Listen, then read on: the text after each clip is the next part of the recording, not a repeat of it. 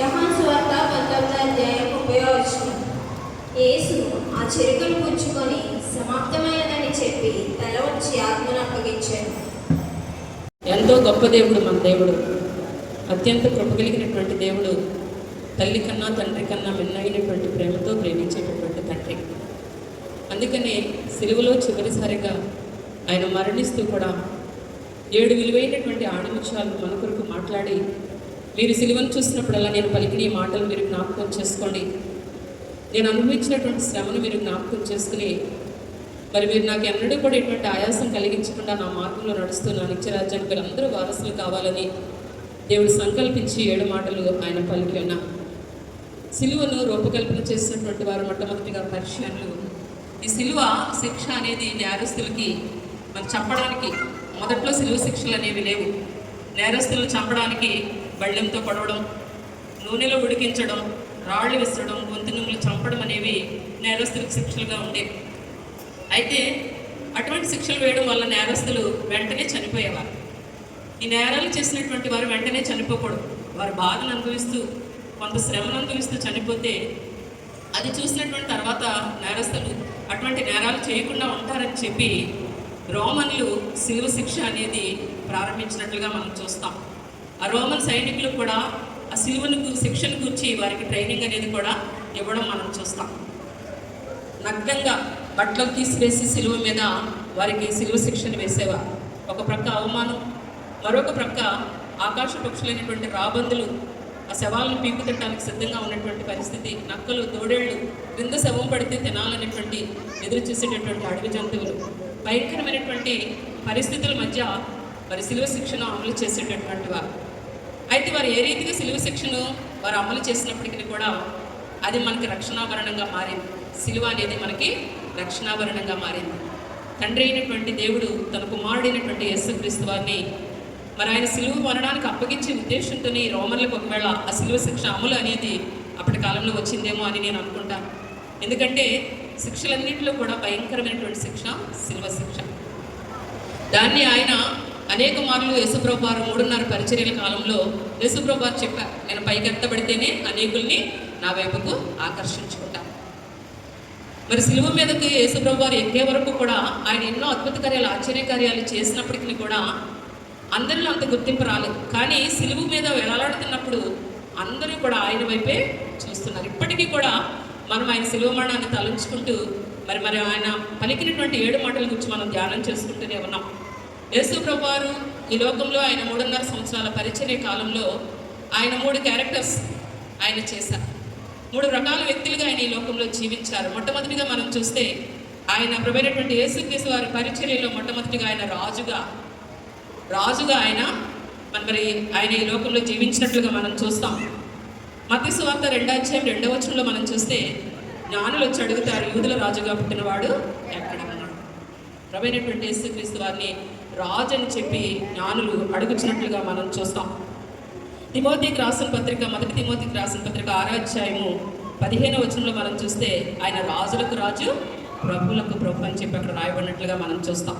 ఇంకా ప్రకటన గ్రంథము 19:16లో మనం చూస్తే మరి ఆయన వస్త్రం మీదను తొడ మీదను రాజులకు రాజు, ప్రభువులకు ప్రభు అని చెప్పి రాయబడినట్లుగా మనం చూస్తాం.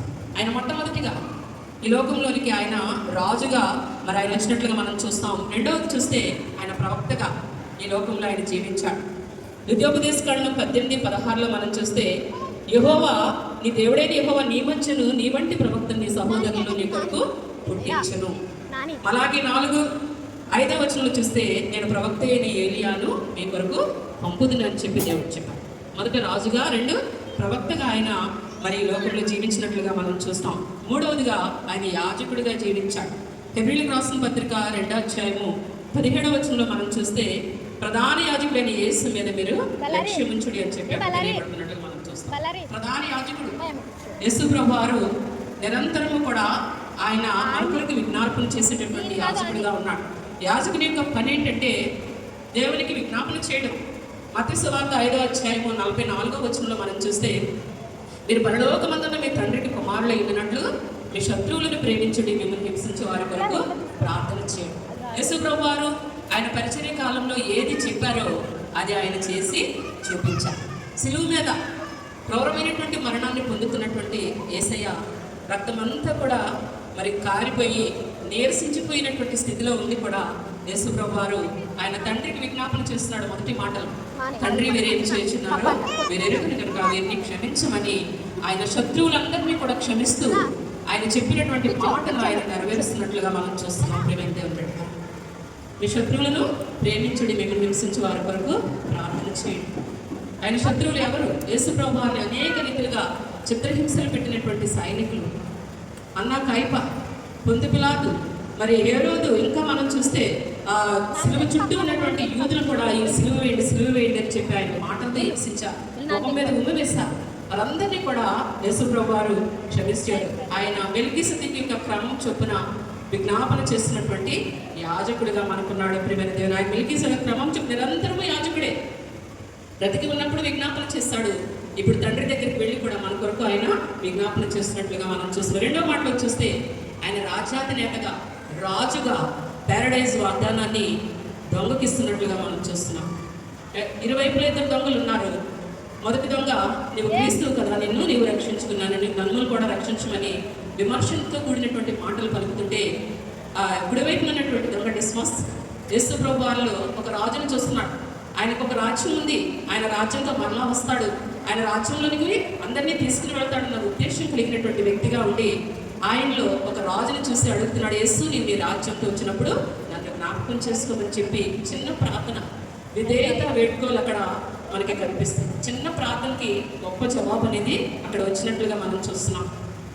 యేసుని నీ రాజ్యంతో వచ్చినప్పుడు నన్ను జ్ఞాపకం చేసుకోమనగానే వెంటనే యేసు ప్రభువారు రక్తమంతా పోయి నీరసించినటువంటి ఆ ముఖంలో దివ్య తేజస్సు వచ్చింది. ఎందుకంటే సిలువ మీద చివరిగా ఆయన చనిపోతూ చివరిగా రక్షిస్తున్నటువంటి ఒక ఆత్మ. ఈ లోకంలో మనం ఎన్ని గొప్ప కార్యాలు చేసినా, ఎంతగా స్తుతించి ఎన్ని చేసినా కానీ రక్షించబడిన ఆత్మను బట్టి పరలోకంలో, ఒక ఆత్మ రక్షించబడితే పరలోకంలో ఆనందం కలుగుతుంది. దేవుడు చనిపోయే స్థితిలో ఉండే ఆ ఒక్క ఆత్మ, ఆ డిస్మస్ ఆత్మ రక్షించబడినప్పుడు ఆయన సంతోషంతో ఆయన పులకించిపోయాడు. ఆ చిన్న ప్రార్థనకి వెంటనే నేడే నీవు నాతో కూడా పరదేశంలో ఉంటావని పారడైస్ వాగ్దానాన్ని ఆ దొంగకి ప్రభువారు ఇచ్చినట్లుగా మనం చూస్తున్నాం. గొప్ప రక్షణ అనేది అతని యొక్క జీవితంలో పొందినట్లుగా మనం చూస్తాం. యోహాను సువార్త 17:24 మనం చూస్తే, యోహాను సువార్త 17:24, తండ్రి నేను ఎక్కడ ఉందునో అక్కడను నీవు నాకు అనుగ్రహించిన వారు నాతో కూడా ఉంటారంట. తండ్రి నేను ఎక్కడ ఉందునో నీవు నాకు అనుగ్రహించిన వారు నాతో కూడా అక్కడ ఉంటారు. అనుగ్రహించబడ్డాడు డిస్మాస్. చిన్న ప్రార్థన, సుంకరి ప్రార్థన, దేవా పాపినైన నన్ను కరుణించమని ప్రార్థించినప్పుడు నీతిమంతుడిగా తీర్చబడ్డాడు. పరిసైడైతే ఎత్తు చూపిస్తున్నాను, నేను ఆ కార్యాలు ఈ కార్యాలు చేస్తానని, కానీ దేవా పాపినైన నన్ను కరుణించమన్నప్పుడు దేవుడు అతని ప్రార్థనను అంగీకరించాడు. ఎంత ప్రార్థన చేస్తామన్నది కాదు, మన ప్రార్థన దేవుడు అంగీకరించాడా లేదా అని మనం గమనించుకోవాలి. ఎంత చిన్న ప్రార్థన, అతనికి పలికినటువంటి ప్రార్థన తన దయస్సును అతనికి అందించింది. మూడవ మాటలో చూస్తే దేవుడు వాగ్దానం చేస్తాడు, 10 ఆజ్ఞల్లో నీవు దీర్ఘాయుష్మంతుడు ఉన్నట్లు 4 ఆజ్ఞగా నీ తల్లిని నీ తండ్రిని సన్మానించమన్నాడు. దేవుడు ఆయన మానవుడిగా ఈ లోకానికి వచ్చాడు కనుక ఆజ్ఞను ఆయన కూడా శిరస వహించి నెరవేరుస్తున్నటువంటి తండ్రిగా ఉన్నాడు. యేసు ప్రభువారి తర్వాత మరియమ్మ, యేసేపులకి ఇంకా చాలామంది బిడ్డలు పుట్టినప్పటికీ కూడా, వారు ఉన్నప్పటికీ కూడా తన కుమారుడుగా తన తల్లి బాధ్యతను ఆయన నెరవేరుస్తున్నట్లుగా మనం చూస్తున్నాం. జన్మనిచ్చినటువంటి తల్లికి ఆధారం చూపుతున్నాడు. తల్లి లేకపోతే మనం భూమి మీదకి రాగలమా? తల్లే మనకి ఆధారం. మరి ఆ తల్లికి చనిపోతున్నటువంటి సమయంలో ఆధారాన్ని చూపిస్తూ ఉన్నాడు. నీ తల్లి ముదిమి అందు ఆమె నువ్వు నిర్లక్ష్యం చేయొద్దని చెప్పి సామెతల గ్రంథకర్త తెలియచేస్తాం. ముదిమి అందు బలంగా ఉన్నంతకాలం మనం పట్టించుకోకపోయినా ముదిమి వయసులో తల్లిని మనం నిర్లక్ష్యం చేయకూడదు. ఎందుకంటే దేవుడు మనల్ని లెక్క అడుగుతాడు. ఆ లెక్క అడిగినప్పుడు మనము సమాధానం చెప్పే వారంగా మనం ఉండాలి. సామెతల గ్రంథం 20:20 అంటాడు, తల్లినైనా తండ్రినైనా దూషించమని దీపమంట 6 చీకట్లో ఆరిపోతుంది. చాలా జాగ్రత్తగా మనం ఉండాలి. దేవుడు చెప్పినటువంటి మాటలు మనం నిర్లక్ష్యం చేయకూడదు. తల్లిదండ్రులు మనం ప్రేమించే వారంగా, ఆదరించే వారంగా, పోషించే వారంగా మనము ఉండాలి. అందుకని యేసు ప్రభువారు సిలువ మీద మరణించే సమయంలో కూడా ఆయన తల్లిని గురించి మనకు ఒక మాదిరిని ఆయన చూపించిన తండ్రిగా మనకు కనిపిస్తున్నాడు. 4వ మాటలో మనం చూస్తే ఆర్తనాదం.